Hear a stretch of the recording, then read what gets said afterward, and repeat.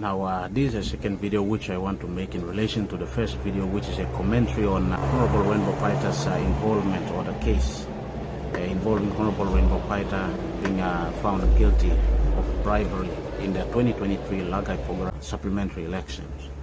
Now in this case, Honorable Renbo Paita was found guilty of electoral bribery during the 2023 supplementary election, in which Honorable Amos Akem was installed as the member-elect for the electorate. This case has already clearly indicated that the actions of the minister now, the mining minister who was then the finance minister now, is in breach of first the Constitution. Section 27 of the Constitution says that a public office holder should not place himself in a position where his position is in conflict of interest. And the second thing is that it must not, the position in which he or she places himself must not undermine the public trust. Now in this case, when Honorable Renbo Paita, the minister, is involved in bribery, now it looks clearly that he has placed himself in a position where it undermines public trust. It also is in conflict of interest of his duties and responsibilities as a minister and as a national leader. Now secondly, it is also in breach of section 103 of the criminal code, in which the actions of the minister in bribing voters is criminal in nature. Also in a line to section 215 of the organic law on local level governments and national elections, someone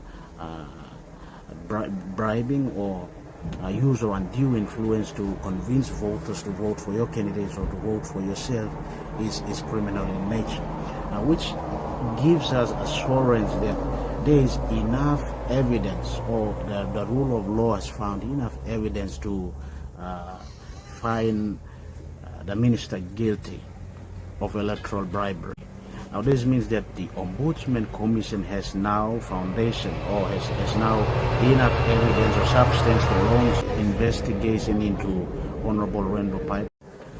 I must also call upon Ombudsman to launch investigation on such leaders like this. Leaders who are found guilty, they warrant enough evidence to launch investigations into them and refer them to the public prosecutor and possibly set up a tribunal. Now, Ombudsman Commission has been very quiet for a long time, and there is suspicion that there has been political interference in its operations.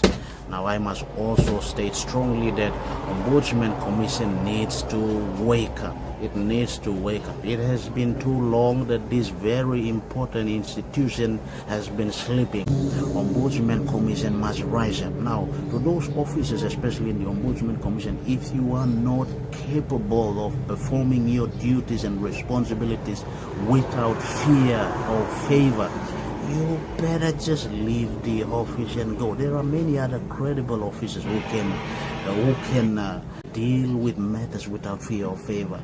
If you don't have to make him work, why bother hanging there and you keep the nation at ransom and allow the leaders to continue to steal and break rules and continue to be criminals at the broad daylight? We need leaders to be held accountable.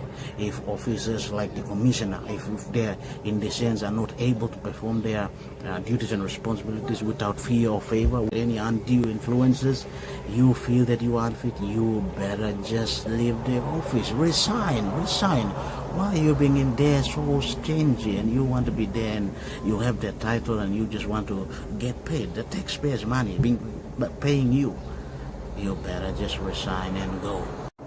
Now, for such cases like Honorable Renbo Paita's case and any other leaders like Honorable John Rosso's case, we must know that these are clearly offenses which the leaders are already found guilty, and now this warrants enough evidence for the Ombudsman Commission to launch investigation and refer them to the public prosecutor and set up possibly a leadership tribunal. We look at the countries around us, look at Burkina Faso now. A very young leader is leading his country, Burkina Faso, and is making very tough decisions, very strategic. And this country cannot wait for the next 50 to 60 to 100 years again to develop.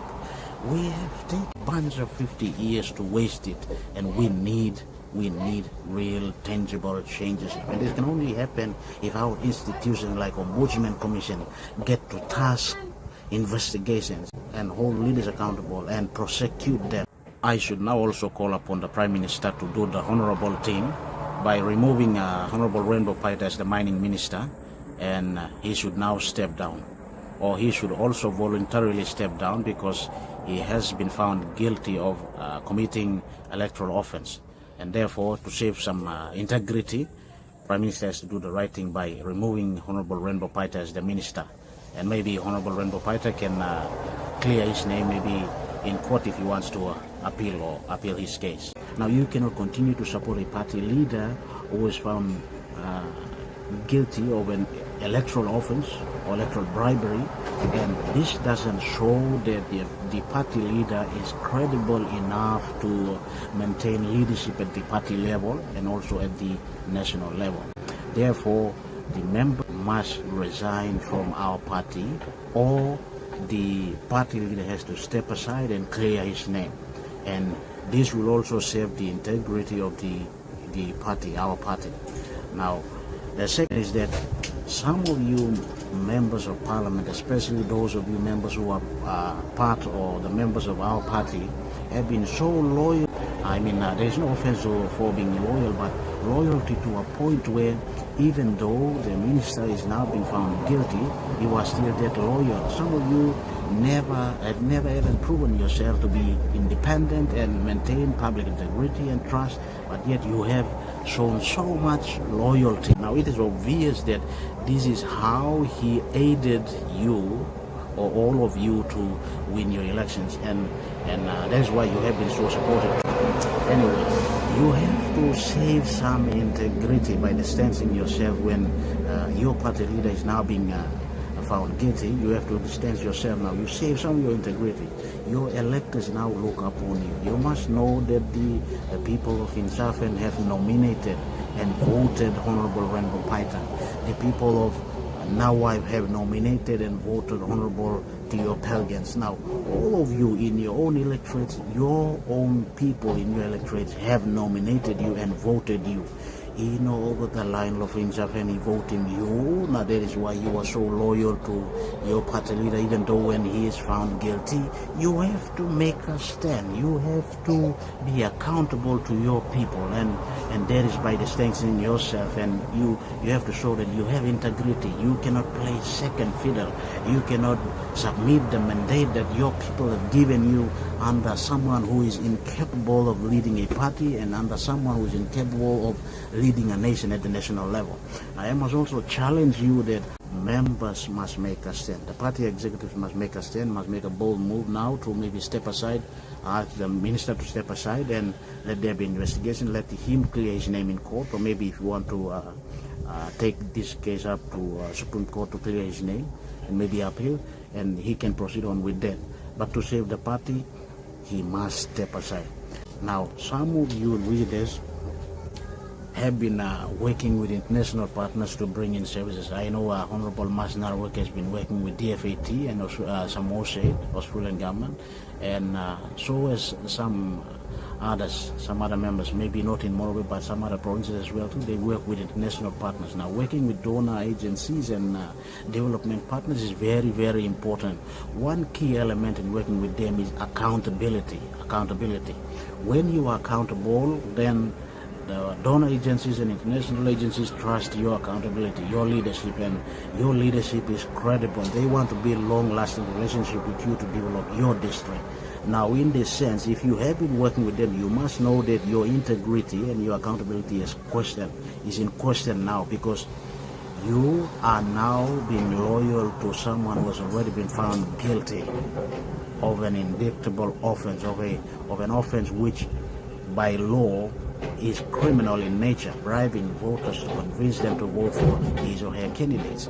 Now, therefore, I am asking you to distance yourself to save some integrity, because development partners would not like to work with people who are loyal to corrupt leaders. Now this will save yourself. You are a mandated leader.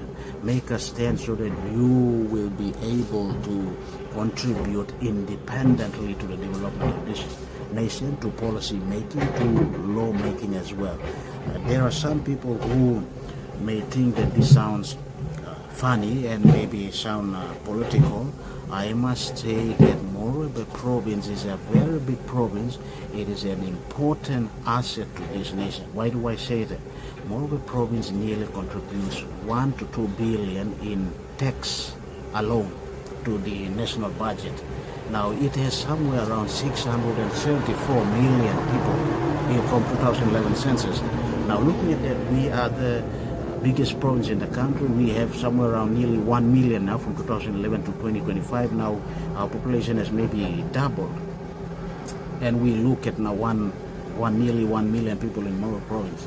Now economically, this province houses the commercial hub of the nation, and therefore it is very critical that we need leaders who are honest, we need leaders who are transparent, we need leaders who are accountable in their actions, and leaders who are forward thinking, who are proactive, who are vibrant in addressing corruption or fighting corruption, who can come up with sound policies so that we provide leadership at the national level and we provide leadership at the provincial level.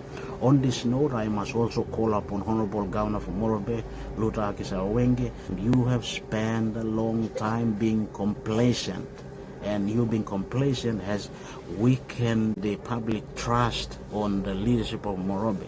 Stop being complacent. Provide leadership at the provincial level. Provide leadership at the national level.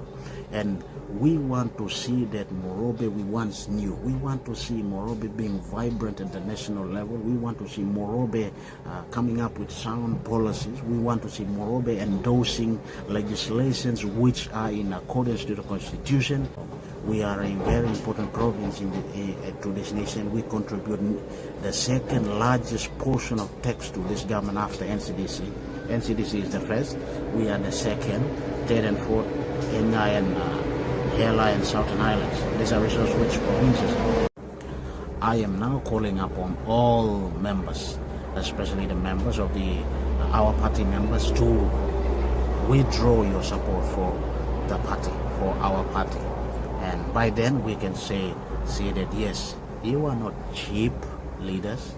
You are leaders. You have been mandated by your people, and you have not been just brought from anywhere else just because there's a number shortage in parliament, so they randomly look around for people to fit you in there and they brought you in there. No, people mandated you.